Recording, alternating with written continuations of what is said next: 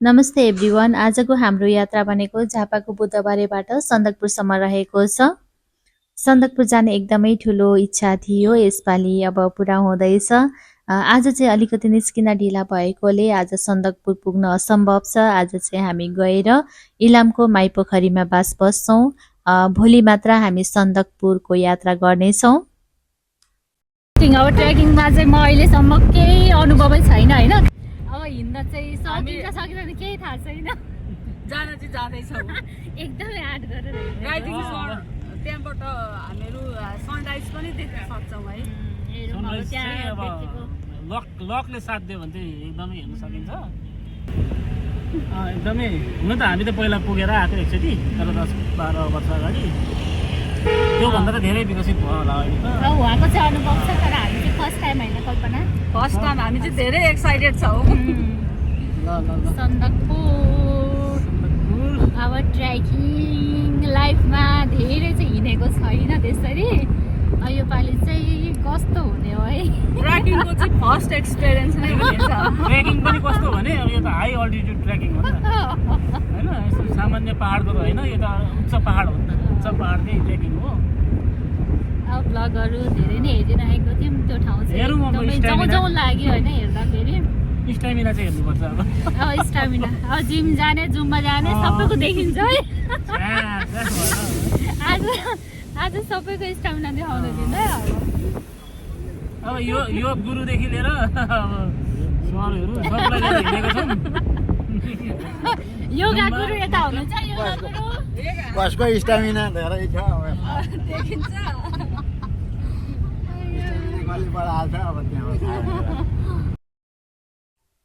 यस्तै मिठो मिठो गफ गर्दै हामी हाम्रो यात्रालाई अगाडि बढाउँदैछौँ। अहिले हामी बर्नेको चिया बगान आइपुगेका छौँ। यो पनि एकदमै राम्रो ठाउँ छ। हुँदाहुँदै हामी हर्कटे बजार प्रवेश गरिसकेका छौँ। जति जति माथि गयो चिसो त्यति बढ्न सुरु भइसकेको छ। यहाँ चाहिँ एकदमै कुहिरो पनि लागेको अवस्था छ। डाँडाकाँडा सबै छेकिएको छ। हामी कन्याम फिक्कल हुँदाहुँदै हामी इलाम बजार पुगेका छौँ। केही समय चाहिँ हामी यहाँ विश्राम गर्नेछौँ, त्यसपछि हाम्रो यात्रा फेरि हामी अगाडि बढाउने नै छौँ।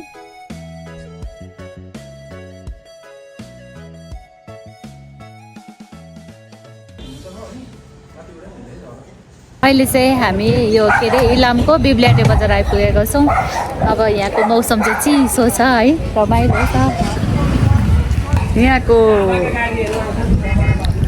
के भन्छ रमणीय दृश्य हेर्दाखेरि चाहिँ आनन्द आइरहेछ क्या। बिब्ल्याटे बजार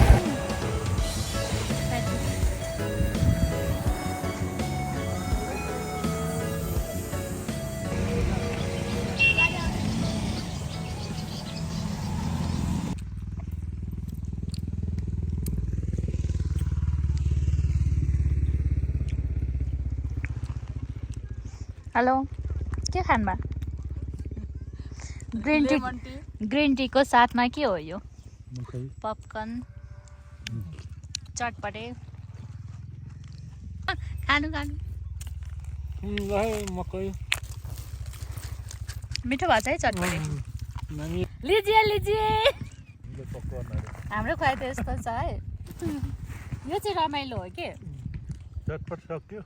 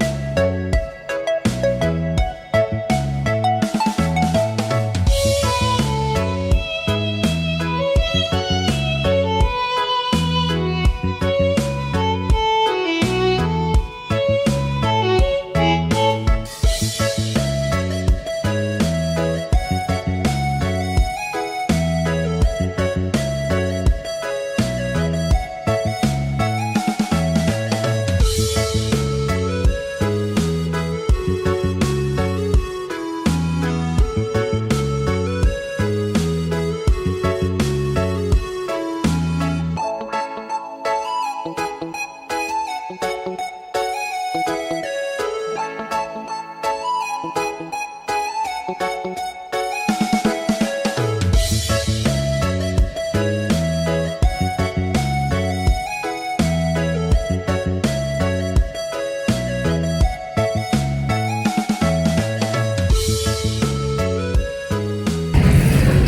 हेर कस्तो मजाले बसिदियो हो फेरि कालु ओइ ओइ ल बाई बाई पछि ल ल खाजा साजा खाइयो अब चाहिँ फेरि अब हामी भिडियो हो अब हामी चाहिँ फेरि अब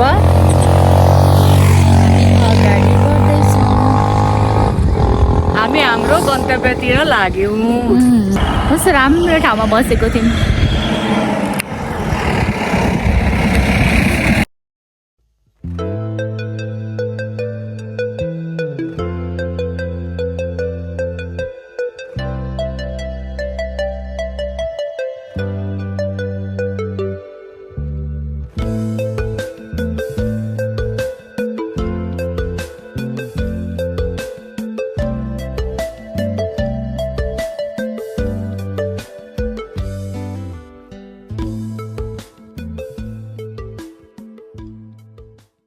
घुम्दै अहिले यो इलामको सुन्दर जोरपोखरी आइपुगेका छौँ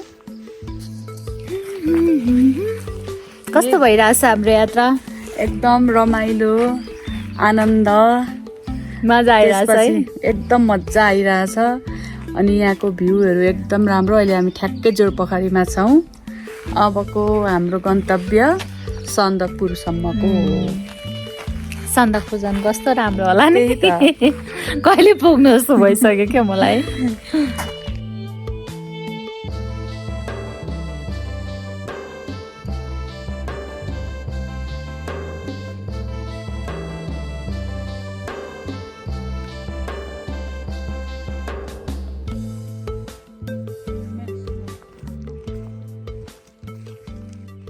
टिम्बुर यो लालीगुराँस पदमचा चिम्बी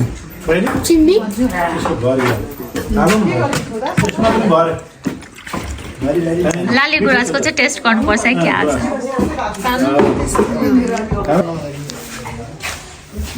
योगाका गुरुले चाहिँ आज गुराँसको जुस खाँदै हुन्छ खाएर नाचु भो म्युजिक छ कि छैन यहाँ छ ओके हामी डान्स गर्ने है आज हामी खाना खाएर फुल इन्जोय गर्नेवाला छौँ नि हेलो गुराँसको जुस खाने होइन त हामी टेस्ट गरौँ हामी पनि टेस्ट गर्ने हो गुराँसको जुस थोरै खाने यसमा चाहिँ कति हाल्छ टेस्ट गर्नु न यहाँबाट टेस्ट गर्नु यसमा कति हाल्छ यसमा यसलाई चाहिँ गुराँसको जुस कि रक्सी भन्छ त जुस भन्दा नि जुस गुराँस जुसै हो गुराँस त यतिकै पनि आउँछ यो चाहिँ मैले फर्स्ट टाइम टेस्ट है आफै बनाउनु आफै हो गुराँस खोला छैन रक्सी होइन जुस यो चाहिँ रक्सी होइन वाइनमा अब त्यसमा चाहिँ त्यो मोर्चा हालेर फटाएको वाइनमा किवीको लास्टै टेस्टी है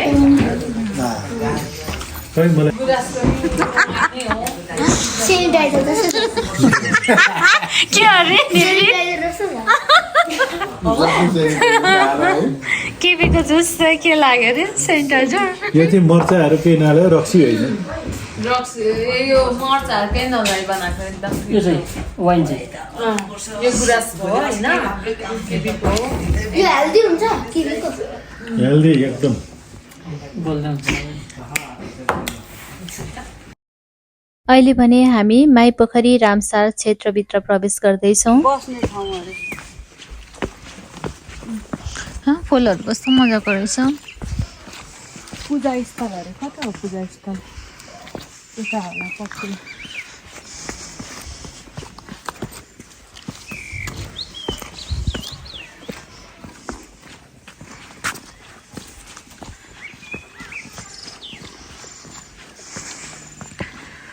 आइए